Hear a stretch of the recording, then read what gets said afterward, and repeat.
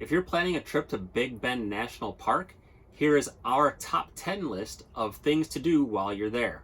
Coming in at number 10 is driving through Big Bend National Park.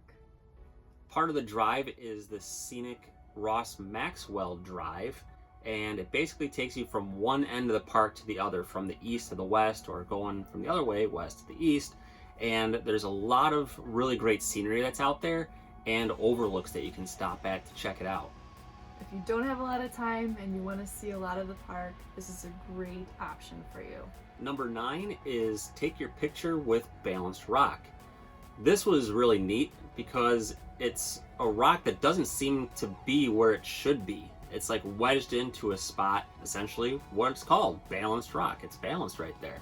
So it was a cool little hike, wasn't too terrible, and you take Grapevine Hills Road to get there. Yeah, it was a nice trail, good views on the sides, not too long or hard. We had a little bit of a tough time trying to figure out where the end of the trail was. I remember for that one. It's a little bit of scrambling, but definitely doable for most people. Number 8 is to do the little rock scramble at Ernst Tinaja Trail. This was a pretty neat trail because there are these little pools that are called Tinajas, and I think there were maybe 4 or 5 of them that we came across, but I think there were actually a few more that we didn't make it to because we weren't really ready for rock scrambling. Yeah, it was quite a bit of rock scrambling as you got further in, and I was really glad that there were 2 of us because there were a couple where you had helped me get up and down. Yeah. And we finally just gave up. We decided not to go any further. Number 7, stand under a waterfall at Pine Canyon Trail. This was a really neat trail that I liked because of the diverse landscape. It started off kind of deserty, and it just morphed as you went along and eventually comes up to the waterfall. So it's like when it gets closer and closer to the waterfall, you get to see more foliage and trees. And of course, it was really cool standing underneath that waterfall. He loves waterfalls. I do. It was really quite a stark contrast. I'm glad we finished this trail going from desert. It was like basically desert to forest for me. Desert, suddenly we're in a forest, and then the waterfall was there at the end. It was pretty neat. You do need a 4-wheel drive high clearance vehicle to get to Pine Canyon Trail. Side note, be sure not to confuse this trail with the Juniper Canyon Trail. If you continued on that path, then you would be bouncing around in your truck, which can be fun, but there's a lot of trees and bushes along the side that can scratch up your vehicle, which we unfortunately scratched up our vehicle quite a bit. Number 6 is walking along the river at Boquillas Canyon Trail. This trail took you along the Rio Grande River. The water going into the canyon was just this beautiful blue color. It was really sandy and then turning into really rocky at parts, but it was a really cool canyon. You had Mexico on the other side of it. I would definitely recommend doing this trail as well.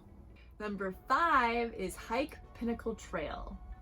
This is a pretty challenging trail, so I would recommend working your way up to it, doing some of the simpler trails first, but totally worth it. It is straight up a mountain, basically, switchback. Great view, and it actually connects to other trails. Connects to Laguna Meadows, to Boot Canyon, and also to Emery Peak. We didn't do the Emery Peak because I looked at some of the videos of the rock scramble to get up there, and I was like, no, I don't think I'm gonna do that. You didn't want to risk it. Yeah, not ready for that yet. Maybe someday, but I was like, I need you to drive the RV.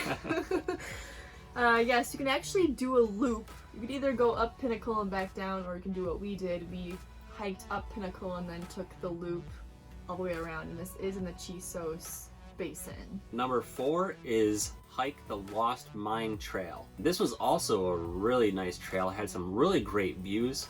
It's on the way to Chisos Basin, and there's not a whole lot of parking. Very small parking area. Yeah, so you might want to get there super early just to make sure you get a parking spot. Great views, both the valley of the mountains out in the distance. When you get up to the top, it's kind of like a drop off on both sides. It was really windy up there that day, so we're kind of like walking like kind of low and hunched down, but it was still a really, really great view. It's wide, but open. So Yeah. you have space on your side. It's not like one of the really narrow parts. Some of the trails do have narrow parts, but you are just out there on top of a mountain, basically. It's really neat. Number 3 is Picnic at the Window Trail. This is fun. We found the window trail pretty quickly when we went to Chisos Valley for the first time. We were actually staying further south when we stayed at the park. It was our very first trail that we hiked, and we found out that when you get to the actual window part of the trail, people like to stop and have a little picnic, like have a nice little snack. So people will show up there, and it's this nice little window that you can see out. You gotta make sure you don't get too close to the edge. It is slippery. We call that wet rock. Yeah. But people will take pictures there. It's really neat. And then you'll see pockets of people off to the side just having a snack. And there are actually birds there who are aware of this and hang out in the area waiting for you to drop something. It's a great trail for pictures throughout the trail. A great view. And there's actually a side trail that we took the second time we hiked it. I forgot what it's called, but we were able to get kind of on top of the window.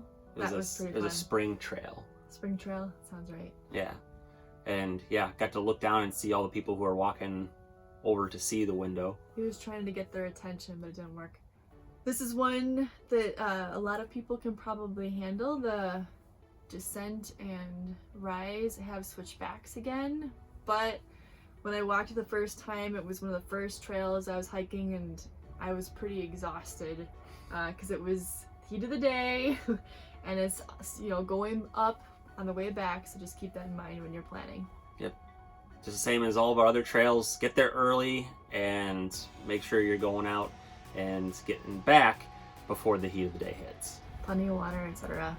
Number 2 is watch the sunset at the Rio Grande Village Trail. This trail kind of meandered down towards the Rio Grande River, but then went up to a little overlook. If you get there right around sunset, it's gorgeous. It lights up the Sierra del Carmen mountains in this nice orange color. The sunset is just fantastic. I really loved this trail because anybody pretty much can walk at least the flat part. Like Brian said, Earl said, you can walk up to the overlook and you have a great view of the entire Rio Grande Valley, or you can actually take another fork that's a trail that goes straight down to the river. This was definitely one of our favorite spots to go to because we were camping right there. We just like to go down to the river and relax because it's real quiet and you just hear the river. Finally, number 1 is Camp at Rio Grande Village. This was a fantastic decision that we made. We did book it months in advance for 2 weeks. I think that's the longest you can actually stay is 2 weeks. So I definitely recommend doing the same. We could not have seen as much as we saw, I think, without actually staying in the park. And this was a great actual RV park to stay in because they did have full hookups. Although, like right down the street pretty much, part of the whole park complex is actually some dry camping as well, if you wanted to go that route. There's a nice little store there if you need anything. We saw lots of different animals. Got some great stargazing in. Yep. Yeah, it's really dark there. You can see everything that's out there. It's in the sky. Phenomenal views. And you can also go to the hot springs, which is right there too. It's really not that far of a hike at all. We probably would have made that one of our top 10, except it was closed because of COVID.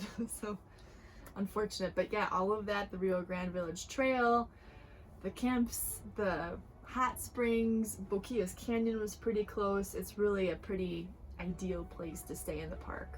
Big Bend is really a huge park and there's so much to do there.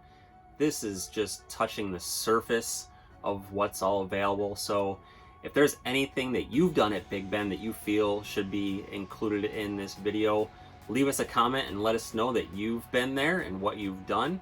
And be sure to subscribe to our channel for more content like this and leave a like on the video. It really helps us out. So until next time, thank you all very much for watching. Have a great day.